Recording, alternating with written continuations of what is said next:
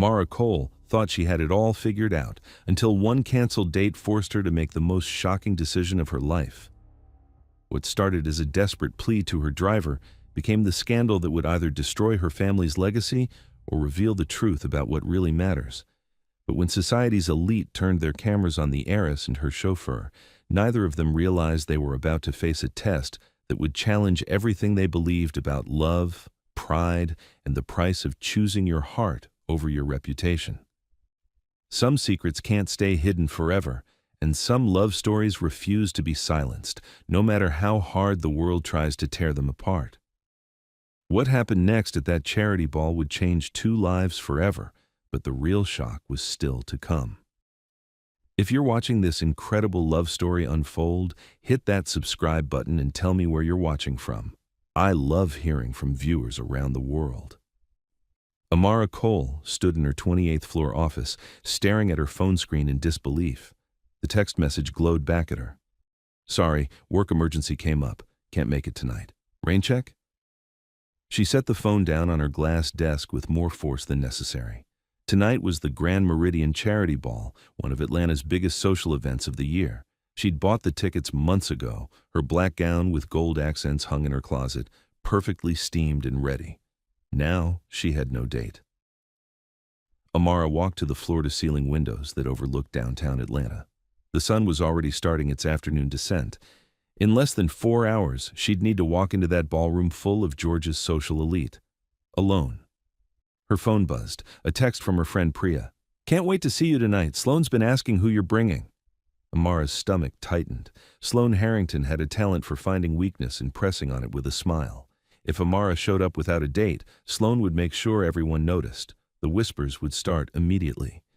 Poor Amara, always so cold. No wonder she can't keep a man. She checked her watch. 3:15 p.m. Her Aunt Evelyn was still at a worksite across town, wouldn't be back until late. There was no time to find another suitable date. The intercom on her desk crackled. "Miss Cole, your driver's here for the afternoon pickup." Amara froze.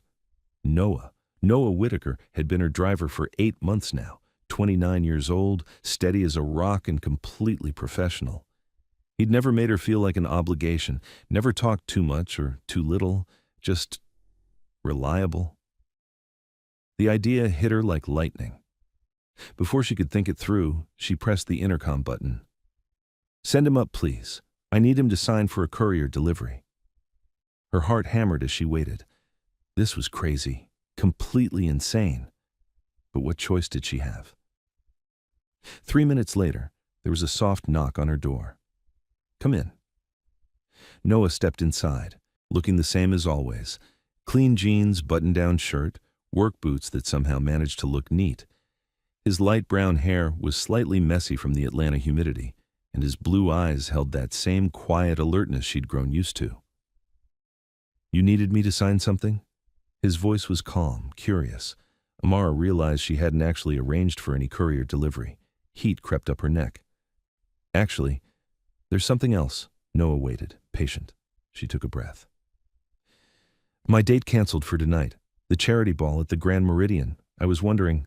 The words stuck in her throat. "If I'd drive you there and back?" Noah asked. "Of course. What time should we leave?" "No," Amara shook her head. "Not as my driver, as my date." The silence stretched between them. Noah's expression didn't change, but something shifted in his eyes. "I'm not a prop, Miss Cole." The quiet firmness in his voice made her cheeks burn with shame. She'd handled this all wrong. "I know that," she said quickly. "I didn't mean... Look, I'm sorry. That came out terrible."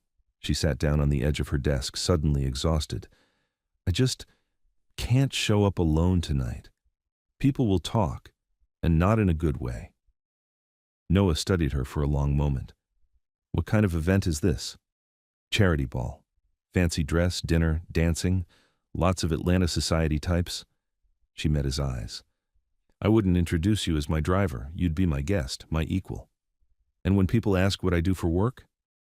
Amara blinked. She hadn't thought that far ahead. "You tell them the truth. You run a garage. You're a mechanic." Something flickered across Noah's face. Surprise, maybe. "You're sure about that?" "Why wouldn't I be?" He was quiet for another moment, then nodded slowly. Okay, but I have conditions. Name them. We go as equals, like you said. No condescending introductions, no jokes about letting me pay for things. And if it turns ugly, if people make me feel like hired help, I leave. Fair enough. What time does it start? Amara checked her watch again. 7:30. We should probably leave around 6 Maybury. Noah glanced at his own watch, a simple, sturdy thing that looked like it had seen some use. That gives me about 2.5 hours. I'll need to go home and change. You have a suit? A small smile tugged at the corner of his mouth. I clean up okay, Miss Cole. Amara, she corrected. If we're doing this, you should probably call me Amara. Amara, he repeated, like he was testing how it felt. Then he nodded. I'll be back here at 6Y. After he left, Amara sat alone in her office, wondering what she'd just gotten herself into. At 5:25 p.m., Amara stood in front of her full-length mirror, smoothing down the black silk of her gown. The gold threading caught the light when she moved, and the cut was elegant without being flashy. Professional, but feminine. Her phone rang. Aunt Evelyn's name flashed on the screen. Hey, Amara answered, just checking. In before your big night. How are you feeling? Amara hesitated. Evelyn had practically raised her after her parents died, in a car accident when she was 16. The woman had an uncanny ability to sense when something was off. Fine, Amara said. Looking forward to it. Mm-hmm. And your date? The banker, right? Actually, Amara closed her eyes. He canceled. Work emergency. Oh, honey, are you going alone? Not exactly. Amara took a breath. I asked Noah to come with me. Silence. Your driver Noah? Yes. As your date? Yes. More silence then. Well, that's unexpected. Evelyn, please don't. I think it's lovely. Amara blinked. You do? He's a good man, Amara. Respectful, honest, hard-working. Your parents would have liked him. Evelyn paused. Just be kind to him tonight. Don't let those society vultures make him feel small. I won't. And don't let them make you feel small either. After they hung up, Amara felt some of her anxiety ease. If Aunt Evelyn approved, maybe this wasn't such a crazy idea after all. At exactly 6 p.m., her doorman called up. Miss Cole, Mr. Whitaker is here. Send him up. Amara grabbed her small evening purse and walked to her front door. When she opened it, her breath caught. Noah stood in the hallway wearing a charcoal gray suit that fit him perfectly. His hair was combed back, his shoes polished, and he looked like he could walk into any room in Atlanta and belong there. You look beautiful, he said simply. You look pretty good yourself. She meant it. Ready? He offered his arm. After you. The drive to the Grand Meridian Hotel took 25 minutes through Atlanta traffic. They talked about safe things, the weather, the route, the hotel's history, but there was an undercurrent of nervousness between them that hadn't been there before. As they pulled up to the hotel's grand entrance, Amara saw the small crowd of photographers and social columnists. Her stomach clenched. You okay? Noah asked, glancing at her in the rearview mirror. Yeah, just, here we go. The valet opened her door first. Camera flashes went off immediately as she stepped out in her gown. She heard whispered conversations, saw heads turning. When Noah came around the car to offer his arm again, the whispers got louder. They walked up the red-carpeted steps together. Amara kept her chin up, her smile confident, but her heart was racing. Inside the hotel's marble lobby, the noise hit them immediately. 200 of Atlanta's wealthiest and most influential people milled around in evening wear, champagne glasses in hand. Amara! Priya's voice cut through the chatter. Her friend hurried over, radiant in a deep blue gown. She hugged Amara warmly, then turned to Noah with genuine curiosity. You must be Noah, Priya said, extending her hand. I'm Priya Anand. Nice to meet you, Noah replied, shaking her hand with easy confidence. Before anyone could say more, Sloane Harrington appeared at Amara's elbow. She was stunning as always, blonde hair in a perfect chignon, emerald green dress that probably cost more than most people's cars. Amara, darling. Sloane's smile was sharp as glass. Don't you look lovely? And this is Noah Whitaker, Amara said evenly. Just his name, nothing else. Sloane's eyes traveled over Noah, taking in everything. The The quality of his suit, his posture, the calluses on his hands. Her smile never wavered. "How interesting," she said, her voice honey-sweet. "Bold choice." Amara felt Noah tense slightly beside her, but his expression remained calm. "Excuse me," he said politely. "I think I'll get us some drinks." As he walked toward the bar, Sloane turned to Amara with raised eyebrows. "Really?" she murmured. "Really?" Amara replied firmly. Before Sloane could press further, there was a commotion near the hotel entrance. A well-dressed older man was standing beside a vintage car, looking frustrated. The valet supervisor hurried over, clearly flustered. "Sir, I'm so sorry, but the car won't start. It's blocking the arrival lane." The older man, Amara recognized him as Robert Kellerman, one of the evening's major donors, threw up his hands.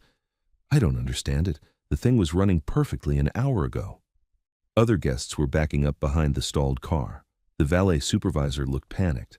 Noah, who had been walking back with 2 champagne glasses, paused. He set the drinks down on a nearby table and approached the supervisor. "Mind if I take a look?" he asked quietly. The supervisor looked uncertain, but Mr. Kellerman nodded desperately. "Please, anything you can do." Noah walked outside to the car. Through the large windows, Amara watched him pop the hood and peer inside. He asked the valet for something, looked like a small tool, and made a few quick adjustments. Then he went around to the driver's side, started the engine, and listened for a moment. The car purred to life. Mr. Kellerman's face lit up with relief. He clapped Noah on the shoulder, shaking his hand vigorously. Just then, Marcus Hale, the evening's host, appeared at the entrance. He was a tall man in his late 30s, old Atlanta money, and someone whose opinion carried weight. "What's happening here?" he asked. "This gentleman just saved our entire arrival schedule," the valet supervisor explained, gesturing to Noah. Marcus looked at Noah more closely, and something shifted in his expression. "Whitaker? Noah Whitaker?" Noah looked surprised. "Yes, sir." Marcus stepped forward, a genuine smile spreading across his face. "Your father was James Whitaker, wasn't he? He used to drive for my family." "Yes, sir. He passed away 3 years ago." "I'm sorry for your loss. He was a good man." Marcus gripped Noah's shoulder. "He once changed a flat tire for me on a dark road when I was 17, waited with me until my father arrived, even though it was past midnight." He looked down at Noah's hands, still slightly smudged from working on the car. He had hands just like that, steady ones. As they walked back into the hotel together, Marcus paused in the lobby. He picked up a microphone that was sitting on the registration table. "Ladies and gentlemen, if I could have your attention for just a moment." The crowd quieted. "I'd like to thank the gentleman who just solved a rather embarrassing traffic problem for us." His eyes found Noah in the crowd. Sometimes the best help comes from the most unexpected places. Heads turned. The whispers that had been sharp and speculative earlier became softer, more curious. Amara saw several people nodding approvingly. Even Sloane looked momentarily speechless. Marcus handed the microphone back and made his way over to Noah and Amara. "I hope you'll both enjoy the evening," he said warmly. "Your father would be proud," he added to Noah. As Marcus moved away to greet other guests, Amara looked at Noah. His cheeks were slightly flushed, but he looked more relaxed than he had all evening. "You didn't tell me about your father," she said softly. "You didn't ask." His tone wasn't sharp, just matter of fact. The ballroom doors opened, and guests began moving toward dinner. Noah offered Amara his arm again. "Shall we?"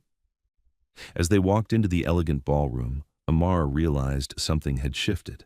The whispers now carried a different tone, respectful, curious rather than cutting.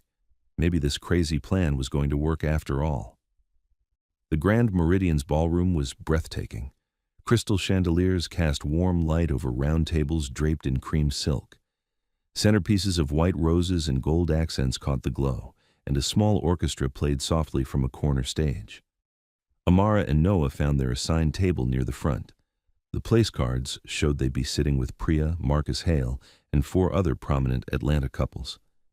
As they settled into their seats, Amara noticed how naturally Noah held her chair and how he didn't seem intimidated by the formal place setting.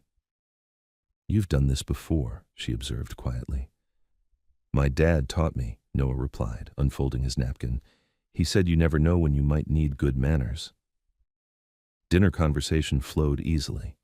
Marcus asked Noah about his garage, genuinely interested in hearing about the business. The other guests, following Marcus's lead, treated Noah with respect rather than curiosity. When the orchestra began playing dance music after dinner, couples started moving to the polished floor.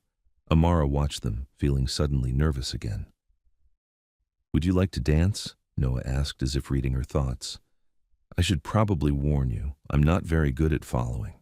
Noah smiled. "Good thing I'm not trying to lead you anywhere you don't want to go."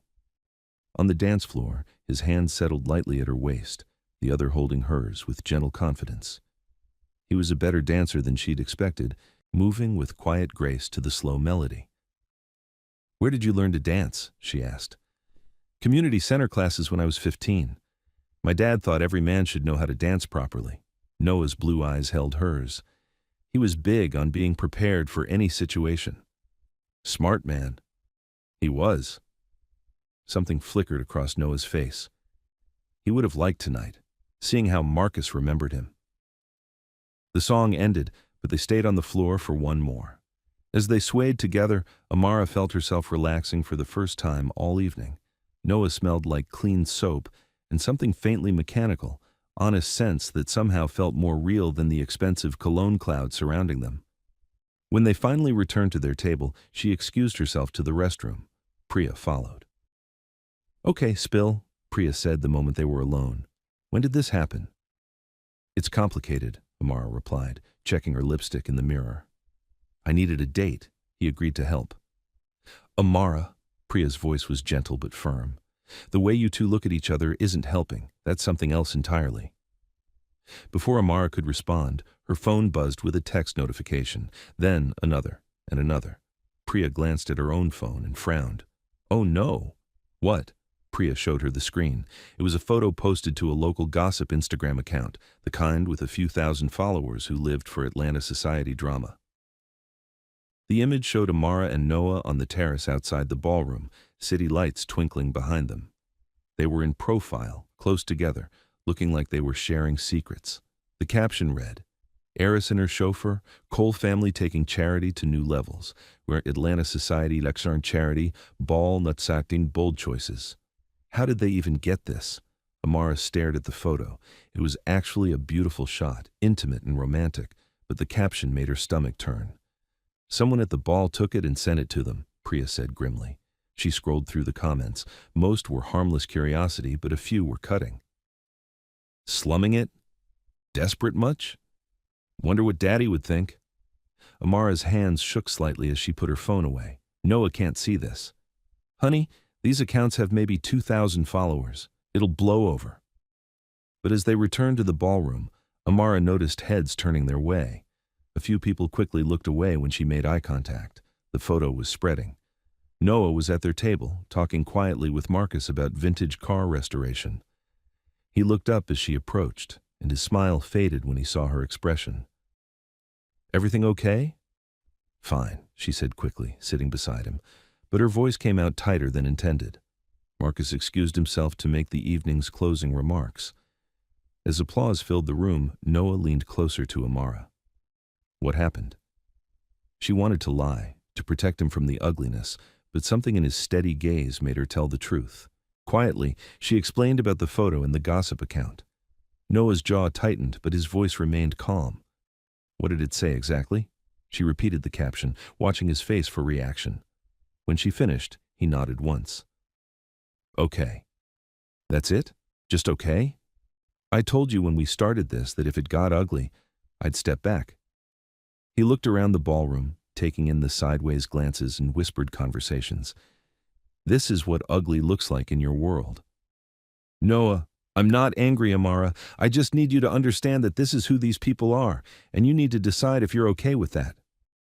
The evening wound down with polite goodbyes and air kisses. As they waited for the valet to bring the car around, Amara heard a familiar voice behind her. "Well, that was entertaining." She turned to find Sloane approaching with two of her closest friends, all of them slightly flushed from champagne. "Sloane," Amara replied evenly, "you certainly know how to make an impression." Sloane's smile was razor sharp. "Though I have to ask, is this some kind of social experiment? Because if it is, you should probably warn the subject. Amara felt heat rise in her cheeks, but before she could respond, Noah stepped closer. No experiment, he said quietly, his voice carrying just enough steel to cut through Sloane's sweetness. Just two people enjoying each other's company. How lovely, Sloane purred, and so authentic.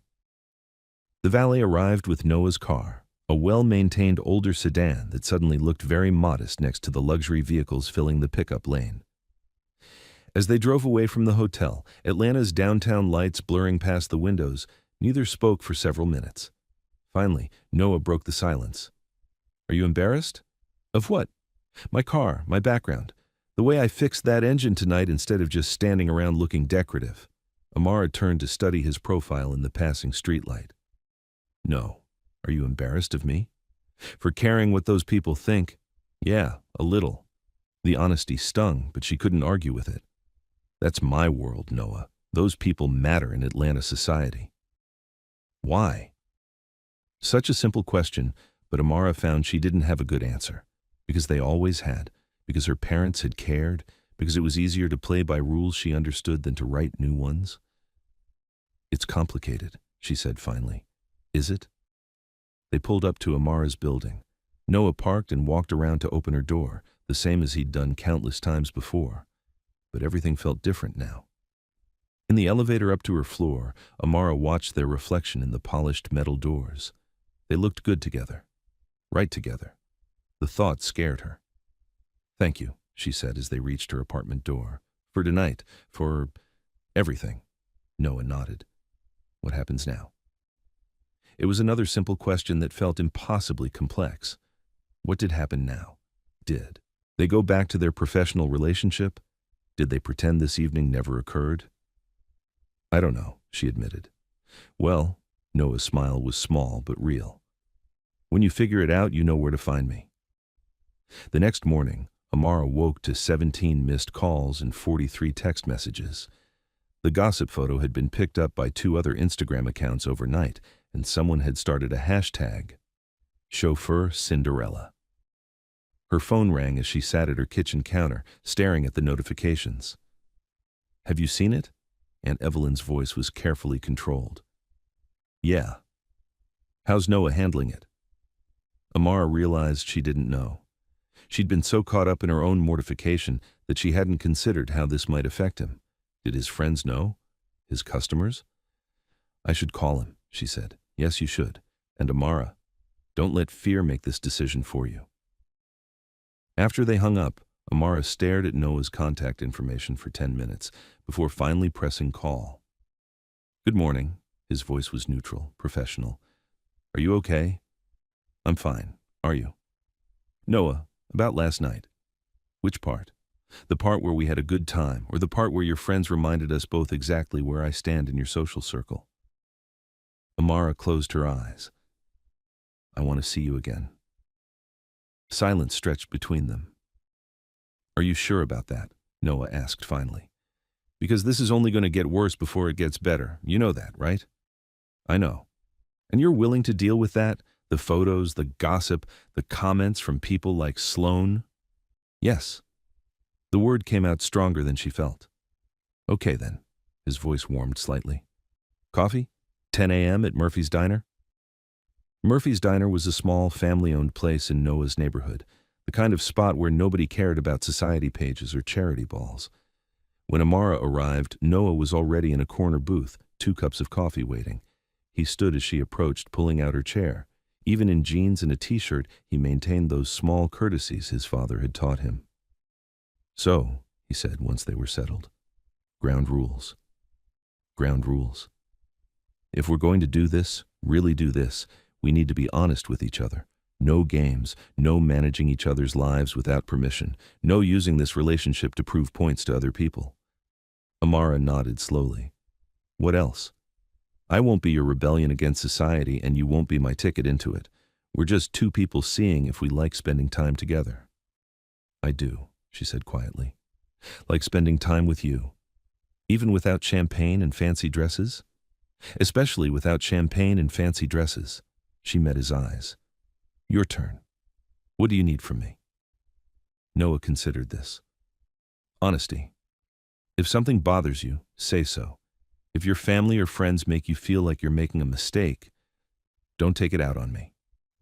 Fair enough? They shook hands across the table like a business deal, then started laughing at the formality of it. Okay, Noah said, his smile genuine now. Want to see where I actually work? Noah's garage was a 20-minute drive from downtown, tucked into a neighborhood that felt worlds away from Amara's high-rise condo. The building was older but well-maintained, with 2 service bays and a small office that looked organized and professional. This is it, Noah said, unlocking the front door. Not much to look at, but it's mine. The garage smelled like motor oil and metal, honest working sense. Tools hung in neat rows on pegboards, and everything had its place. Through the office window, Amara could see an apartment above the garage. You live here too? Above the garage. It's small, but the rent's reasonable, and the commute can't be beat. A young boy, maybe 11 years old, appeared in the doorway connecting the garage to the alley behind it. Hey, Mr. Noah, the kid's face lit up. You working today? Just showing a friend around, Jax. This is Miss Amara. Jax studied her with the frank curiosity of children. You're pretty. Are you Mr. Noah's girlfriend? Jax, Noah warned gently. It's okay, Amara said, crouching to Jax's eye level. We're friends. Cool. Mr. Noah's teaching me about engines. I'm going to fix cars when I grow up. As Jax chattered about carburetors and timing belts, Amara watched Noah's face. There was genuine affection there and pride in the boy's enthusiasm. His mom works 2 jobs, Noah explained after Jax had run off to play. He comes by after school sometimes. I figure it's better than him being alone.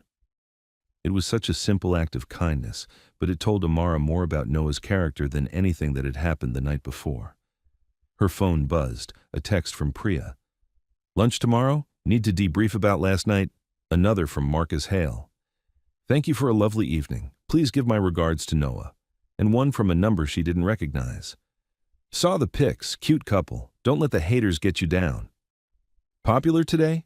Noah asked, noticing her scrolling. Something like that. She put the phone away. Noah, what you said earlier, about this getting worse before it gets better. Yeah? I'm tougher than I look. I know you are. His blue eyes were serious. The question is whether you want to be. This won't just affect you, Amara. It'll affect your business, your family, your whole social circle. And you? What will it affect for you? Noah looked around his garage, then back at her. Honestly, not much. I don't live in your world. The people who matter to me don't care who I date as long as I'm happy. The simplicity of it struck her. In Noah's world, happiness was enough. In hers, everything came with calculations and consequences. Must be nice, she said softly. It can be, but it's also smaller, quieter. Are you sure that's what you want? Amara thought about the previous night, the photographers, the gossip, Sloane's cutting remarks. Then she thought about dancing with Noah, the way he'd handled Marcus's recognition with grace, how he'd fixed that car without making a show of it. Can I ask you something? She said. Why did you say yes? To the ball, I mean. Noah was quiet for a moment. Because you asked me to. And because... He paused, choosing his words carefully. Because I've been driving you around for 8 months, and I've wanted to know what it would be like to just talk with you. Really talk. And? What was it like? Better than I expected. His smile was soft, real. A lot better. They spent the rest of the afternoon at the garage. Noah showed her how he'd rebuilt the engine in his car, explaining each component with the patience of someone who loved his work. Amara found herself genuinely interested, asking questions that made him light up with enthusiasm. When evening came, they walked to a small restaurant a few blocks away. It was nothing fancy. Red vinyl booths, checkered tablecloths, a menu heavy on comfort food. But the conversation flowed easily, covering everything from childhood memories to future dreams. What did you want to be when you were little? Noah asked over shared dessert. A veterinarian, Amara replied without hesitation. I was going to save every stray animal in Atlanta. What happened? Life, I guess. My parents died when I was 16. Aunt Evelyn stepped in, but there were Expectations. About carrying on the family business, maintaining our social position. She stirred her coffee absently. It's hard to save stray animals when you're busy being responsible. It's not too late, you know. To be a vet? I'm 28, Noah. To save something.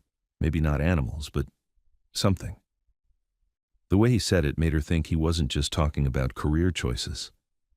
As he drove her home that night, Amara felt a contentment she hadn't experienced in years. It had been a simple day. Coffee, conversation, good food. No agenda, no performance, no one to impress. Thank you, she said as they pulled up to her building. For what? For showing me your world. Noah turned to look at her, his expression serious.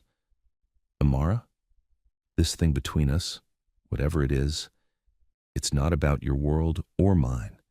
It's about finding something new, something that belongs to both of us. After he left, Amara stood on her balcony, looking out at the Atlanta skyline. Somewhere out there, people were probably still talking about the heiress and her chauffeur. Tomorrow there would be more whispers, more sideways glances. But for the first time in her adult life, she found she didn't care what they said. She only cared about seeing Noah again. 3 weeks passed in a blur of stolen moments and quiet discoveries. Amara and Noah fell into an easy rhythm. Coffee at Murphy's Diner twice a week, long walks through Piedmont Park, dinners at small restaurants where nobody recognized her name or cared about society pages. The gossip hadn't died down. If anything, it had gotten worse. Someone had figured out where Noah lived and taken photos of his garage. The local gossip blogs called it Reverse Cinderella and speculated endlessly about Amara's motivations. Was it rebellion? A publicity stunt? Some kind of social experiment? But in the quiet spaces between the noise, something real was growing. Tell me about your parents, Noah said one evening as they sat on a bench in the park, watching joggers pass by in the golden hour light. Amara was quiet for a long moment. My dad was brilliant with numbers, terrible with people. My mom was the opposite. She could make anyone feel like the most important person in the room. They balanced each other out. You miss them. Every day, she picked at the grass beside the bench. The hardest part is knowing they'll never meet the person I end up with, never see their grandchildren. All those big moments are just empty spaces now. Noah reached over and took her hand. His palm was rough from work, warm and steady. They'd like me, he said simply. How can you be so sure? Because I'd take care of you. Really take care of you. Not just manage your image or protect your assets. And because you smile more now than you did 3 weeks ago. It was true. Amara caught herself humming in the shower, looking forward to text messages, feeling light in ways she'd forgotten were possible. My turn, she said. Tell me about the worst day of your life. Noah didn't hesitate. The day my dad died. Heart attack at 55. I found him in the garage. Oh, Noah, I'm so sorry. He was working on a 1967 Mustang, a restoration job for a client. Never got to finish it. Noah stared ahead, his voice steady but distant. The client came by a few days later, wanted to know when he could pick up his car. When I explained what happened, he just left, didn't even offer condolences. That's horrible. That's when I learned that to some people, we're invisible until they need something. Then we better perform perfectly or we're disposable. The weight of his words settled between them. Amara understood with sudden clarity why her invitation to the charity ball had felt like such a risk to him, why he'd insisted on equal footing rather than just playing along. Is that how you see me? She asked quietly. As someone who sees you as disposable? Noah turned to look at her, his blue eyes serious. No, but I need you to prove I'm right about that. The test came sooner than either of them expected. On a Thursday afternoon, Amara was in her office reviewing quarterly reports when her assistant knocked. Your aunt is here to see you. And Evelyn walked in carrying herself with the same regal bearing that had intimidated Amara's childhood friends. At 54, she was still striking, silver hair perfectly styled, wearing a tailored suit that probably cost more than most people's. Monthly salary. We need to talk, Evelyn said without preamble. Amara gestured to the chairs across from her desk. About? About the fact that you're dating your driver and it's becoming a problem. Heat flashed up Amara's spine. A problem for whom? For the business. For our reputation. For you. Evelyn sat down, crossed her legs, and fixed Amara with the look that had ended countless arguments over the years. I've had 3 board members call me this week. They're concerned about your judgment. My judgment is fine. Is it? Because from where I sit, you've been making emotional decisions instead of strategic ones. Since when is dating someone an emotional decision? Since you chose someone completely unsuitable and then flaunted it at Atlanta's biggest social event. Evelyn's voice was calm, matter of fact. Amara, I know you think this is romantic, but you're 28 years old. It's time to think practically about your future. The way you did? It was a low blow, and they both knew it. Evelyn had never married, had dedicated her life to building the family business after Amara's parents died. Evelyn's expression didn't change. I made my choices. Now you need to make yours. I have made my choice. Have you? Really? Evelyn leaned forward. Because this isn't just about you, Amara. It's about everything your parents built, everything I've maintained for the past 12 years. Are you willing to risk all of that for a man you've known for 3 weeks? 8 months. I've known him for 8 months. As your employee, that's different, and you know it. Amara stood up, paced to the window. Downtown Atlanta spread out below her, a city full of people living their own quiet lives, making their own choices without board meetings or reputation management. What do you want me to do? She asked without turning around. I want you to be smart, date appropriate people, build a life that makes sense. And if I don't? The silence stretched long enough that Amara turned around. Evelyn was studying her hands, and for the first time she looked tired. Then I hope you're sure about him, Evelyn said quietly. Because this won't get easier, honey. It'll get harder. Every day for years to come. That evening, Amara met Noah at his garage. He was working late, finishing an oil change for a regular customer. She sat on a stool and watched him work, finding comfort in his steady competence. Long day? He asked, wiping his hands on a shop towel. Evelyn thinks I'm making a mistake. Noah paused. Dating me, you mean? Yeah. What do you think? Such a simple question. But as Amara looked around the garage, at the neat rows of tools, the certificates on the wall, the photo of Noah and his father working on an engine together, she realized she'd never felt more sure of anything. I think, she said slowly, that I'm tired of making decisions based on what other people expect. Even if it costs you something? What do you mean? Noah set down the wrench he'd been holding and turned to face her fully. Your aunt's not wrong, Amara. This relationship, us, it's going to affect your business, your social standing, maybe your family relationships. Are you ready for that? Are you trying to talk me out of this? I'm trying to make sure you know what you're choosing. His voice was gentle but serious.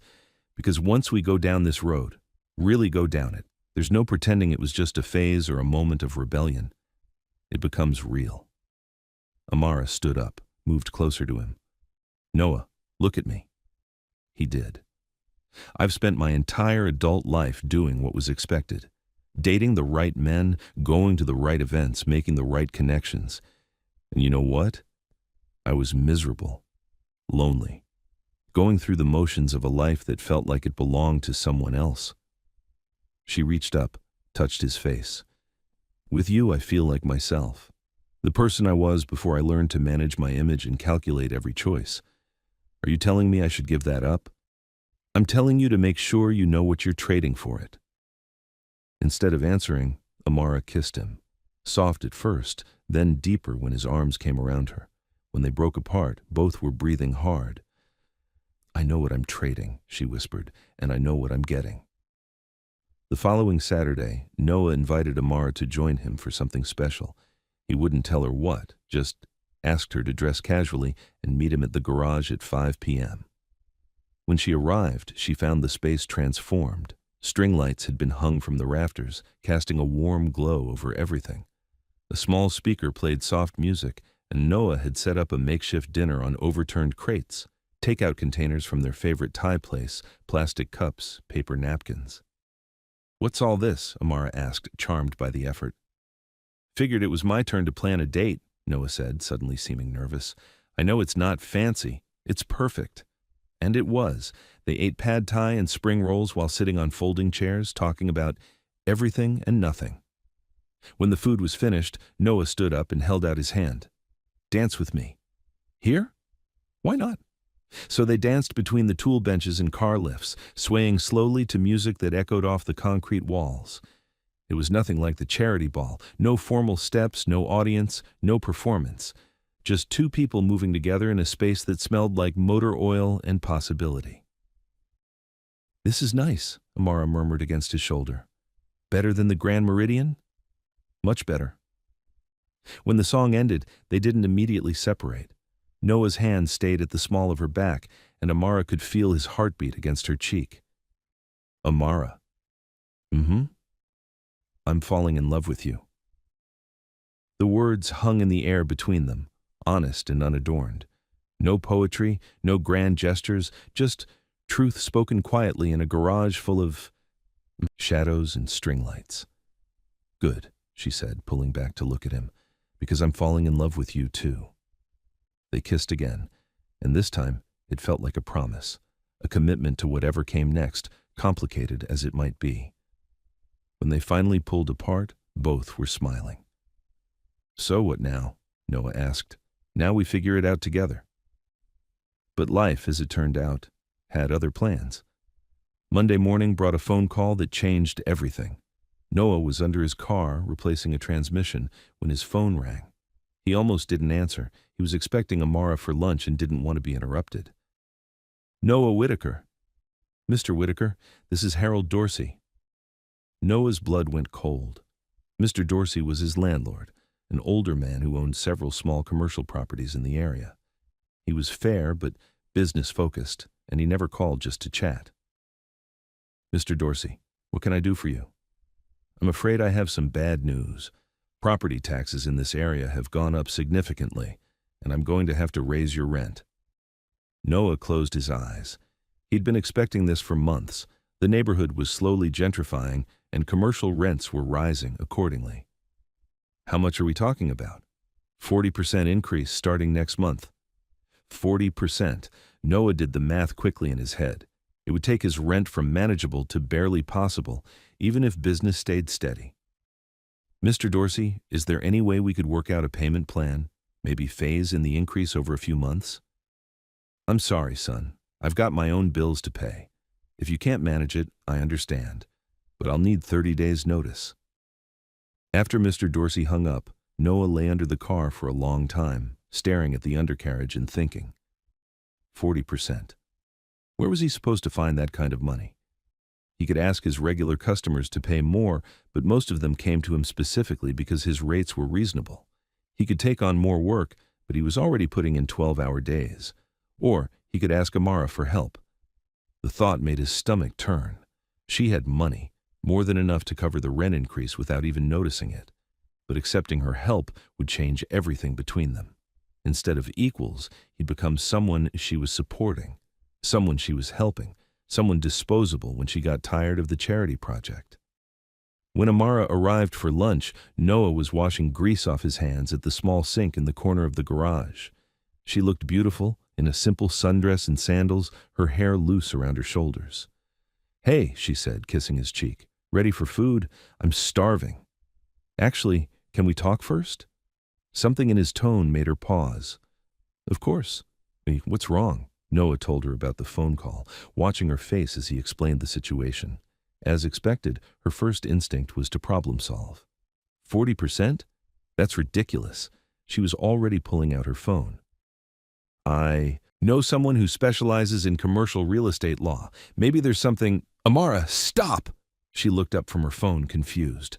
"I don't want you to fix this for me. But I can help. I know people. I have connections. I know you do." Noah sat down on a stool, suddenly exhausted. "And that's the problem. I don't understand. If you solve this for me, if you make a phone call or write a check or pull some strings, what am I then? What are we then?" Amara set down her phone. "We're two people helping each other. No, we're a rich woman and the man she's supporting. There's a difference. That's not how I see it. But it's how everyone else will see it, including me." Noah met her eyes. I need to handle this myself, Amara. Can you understand that? She was quiet for a long moment, and he could see her struggling with the urge to argue, to insist, to solve. What if you can't? She asked finally. What if you lose the garage? Then I lose the garage, but I'll figure something else out. And us? What happens to us? It was the question that had been haunting him since Mr. Dorsey's call. If he lost the garage, he'd have to move, probably leave Atlanta entirely to find affordable space for his business. And Amara belonged here, in this city, in this life. I don't know, he said honestly. Tears gathered in her eyes, but she blinked them back. Okay, I won't interfere. But Noah, if you change your mind, if you want help, I'll ask. He stood up, moved to her, took her hands. But I probably won't. They went to lunch anyway, but the easy conversation from recent weeks was gone. Between them sat the knowledge that everything they were building might be temporary, subject to forces beyond their control. After lunch, as they stood outside the restaurant, Amara turned to him. I love you, she said simply. Whatever happens, I need you to know that. I love you too. He kissed her softly. That's not the problem. Then what is? Noah looked around at the busy street, the mix of old Atlanta and new development, the constant change that defined the city. The problem is that love isn't always enough. The next 2 weeks felt like living in slow motion. Noah threw himself into work, taking every job that came through the door and searching for ways to increase revenue. He called other garages to see if anyone needed part-time help, looked into sharing space with another mechanic, even considered selling his tools to raise cash. Nothing added up to enough. Amara, meanwhile, fought every instinct she had. 3 times she picked up the phone to call contacts who might help with the rent situation. Twice she started researching commercial properties that might be more affordable. Once she even drafted an email to Mr. Dorsey, introducing herself and asking if they could meet to discuss options. She deleted them all. Instead, she showed up at the garage every day after work, bringing dinner, or just sitting quietly while Noah worked. They didn't talk much about the looming deadline, but the weight of it pressed down on every conversation. You're distracted, Aunt Evelyn observed on a Friday afternoon. They were reviewing quarterly reports in Amara's office, but Amara kept checking her phone for messages from Noah. I'm fine. No, you're not. You haven't been fine since this whole thing started.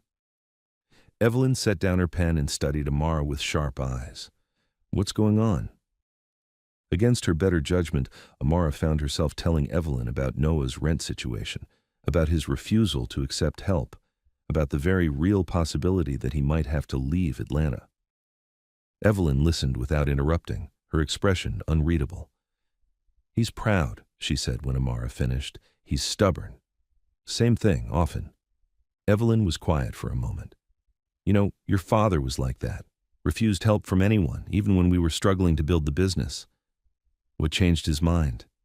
Your mother. She found a way to help without making him feel small. Evelyn gathered up her papers. Maybe the problem isn't that Noah won't accept help. Maybe it's the kind of help you're offering. Before Amara could ask what she meant, Evelyn was gone. That evening, Amara found Noah at the garage, lying under Mrs. Patterson's old Honda.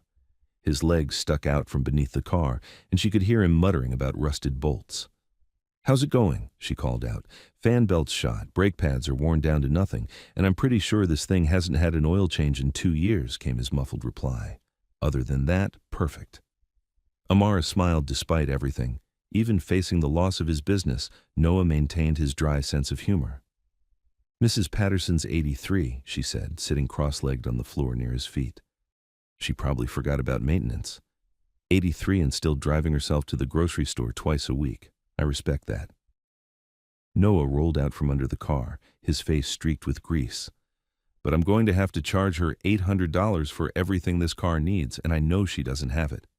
So what will you do? Fix what's absolutely necessary for safety, charge her half, and hope she can pay the rest eventually.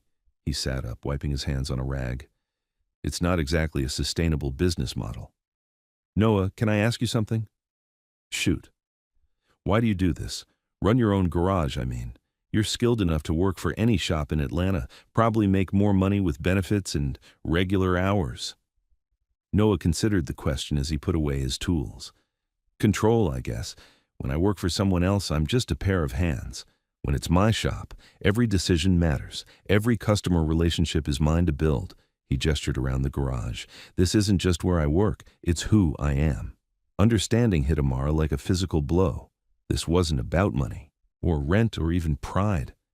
It was about identity. Taking away Noah's garage would be like taking away her family's company. It would fundamentally change who he was. I get it now, she said quietly. Get what? Why you can't let me help. It's not about the money. Noah's expression softened. No, it's not. They sat together on the concrete floor, backs against the tool bench, watching traffic pass by through the open bay doors. The Atlanta evening was warm and humid, full of the sounds of a city settling into night. So what happens now? Amara asked. I have until the end of next week to give Mr. Dorsey an answer. If I can't make the rent work, I'll have to find somewhere else. And if there isn't anywhere else in Atlanta you can afford, then I guess I leave Atlanta. The words hung between them like a verdict. Amara felt tears gathering but refused to let them fall. We'll figure something out, she said, though she had no idea what. Maybe. Noah's voice was carefully neutral. Or maybe this is just how it ends. The breakthrough came from an unexpected source. Sunday afternoon, Amara was at Piedmont Park, walking alone and trying to clear her head when her phone buzzed. Unknown number. Hello? Miss Cole? This is Marcus Hale. Amara stopped walking. Marcus, how are you? I'm well, thank you. Listen, I hope you don't mind me calling. I got your number from the charity ball guest list. Marcus paused. I have a proposition that might interest you and Noah. What kind of proposition? I've been thinking about that evening, about how Noah handled the situation with Mr. Kellerman's car. It was impressive, not just the skill, but the discretion, the way he solved the problem without making a show of it. Amara waited, curious where this was going. The thing is, I host events like that frequently. Charity galas, corporate functions, private parties for clients, and you'd be surprised how often we have mechanical issues, vintage cars that won't start, equipment that breaks down, problems that need someone who can think on their feet. Okay. What if Noah could provide on-call mechanical services for high-end events? Not as staff, but as a specialized contractor, someone who shows up in a nice suit, fixes whatever needs fixing, and disappears again. Very discreet, very professional. Amara's heart started beating faster. Would there be enough work in that to make a living? Between my events and the network I could connect him to? Absolutely. Atlanta's full of people who throw expensive parties and need someone they can trust when things go wrong. Marcus paused. The pay would be significantly higher than regular garage work since it's specialized service for a specific clientele. Marcus, Amara tried to process what this could mean. That's incredibly generous. It's not generosity, it's good business. I need someone reliable, and Noah proved himself that night. Plus, it would solve another problem, parking and logistics at events. If Noah could provide mobile mechanical services and handle valet coordination for vintage car shows and collector events, that's a valuable niche. After Marcus hung up, Amara sat on a park bench, staring at her phone. This could be the answer, a way for Noah to keep his independence while building something bigger. But how could she present it without it seeming like she'd orchestrated the whole thing? Then she remembered Aunt Evelyn's words. Maybe the problem isn't that Noah won't accept help. Maybe it's the kind of help you're offering. Instead of calling Noah immediately, Amara called Marcus back. I need a favor, she said. Would you be willing to approach Noah directly, without mentioning that we talked first? Of course. Any particular reason? He needs this to be his opportunity, not mine. Marcus was quiet for a moment. You really love him. Yeah, I really do. Tuesday evening, Noah called Amara with confusion in his voice.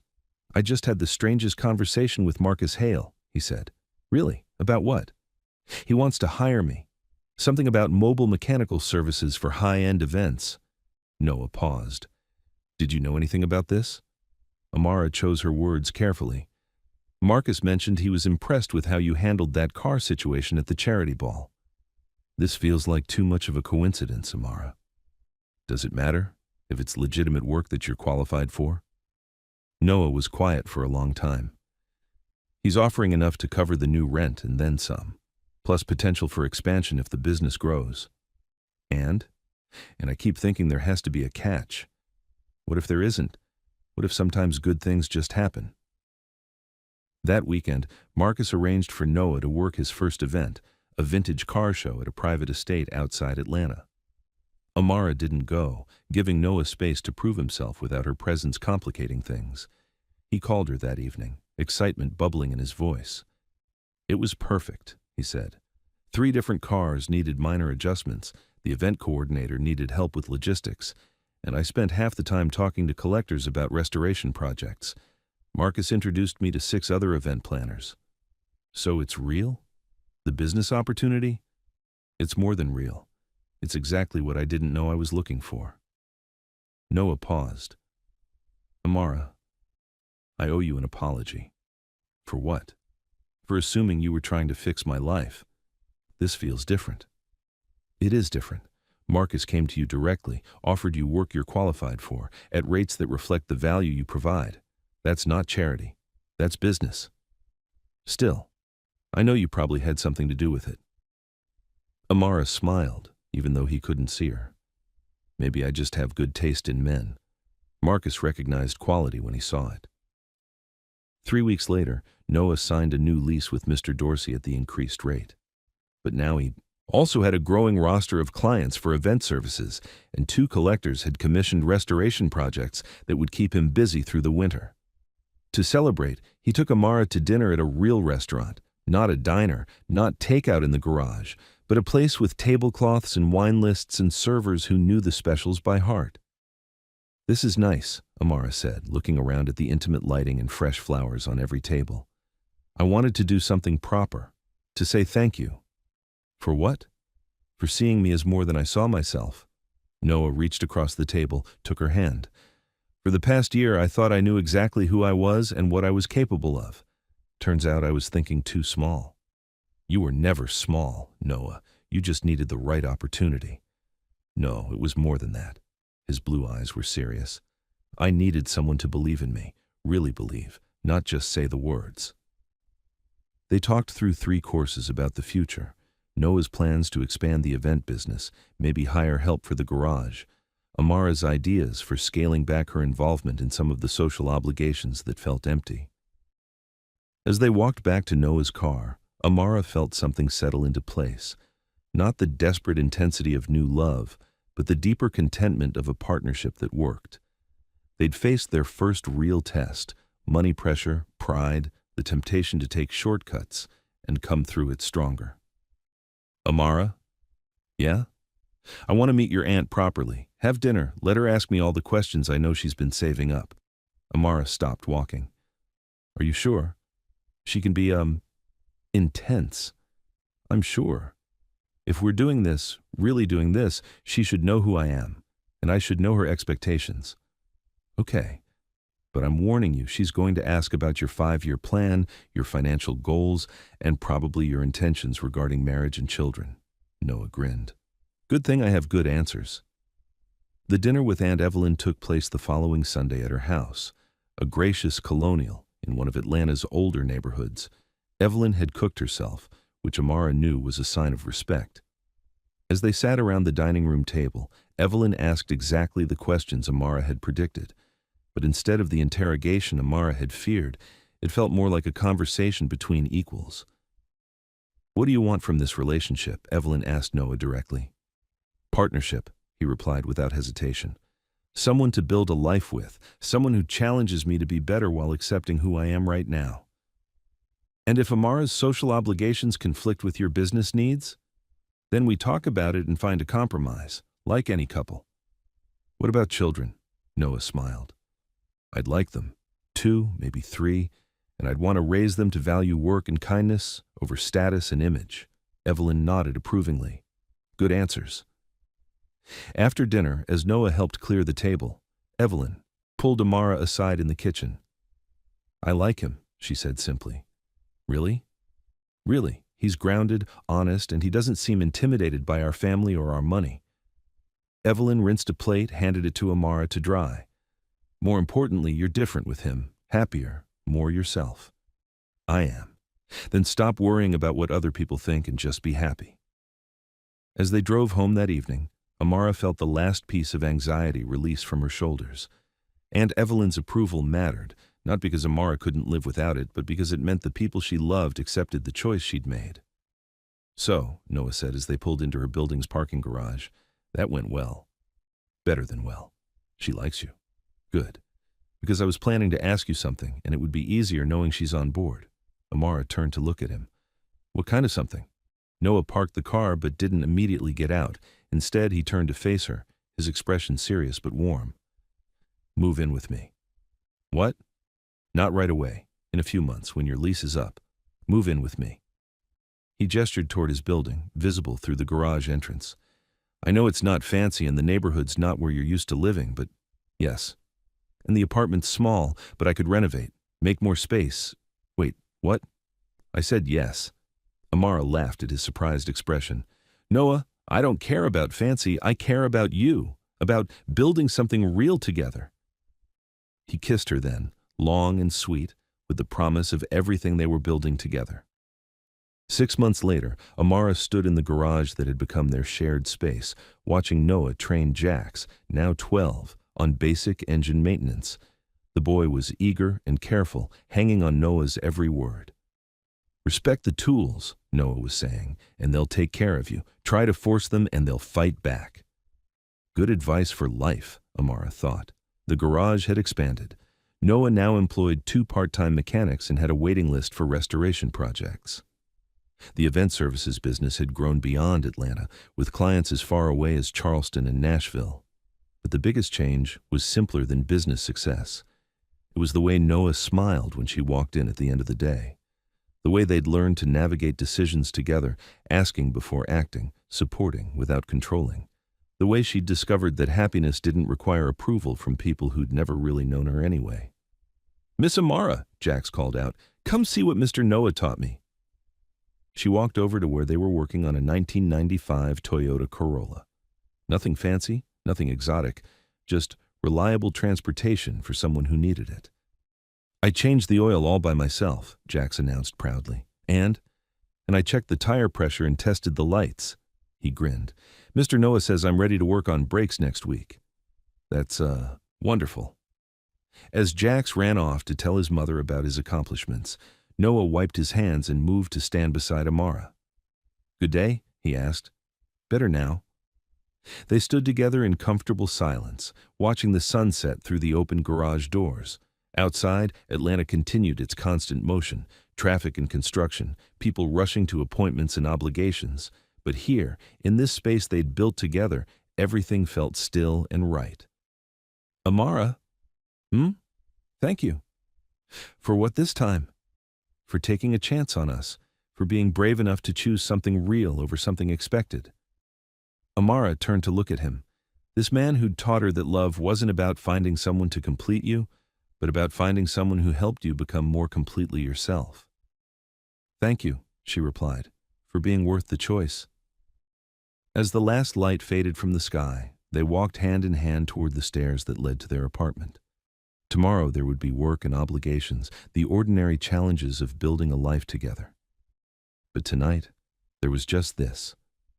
2 people who'd found each other across the space between their different worlds and decided to create something new, something that belonged entirely to them. In the end, that was enough. More than enough. It was everything.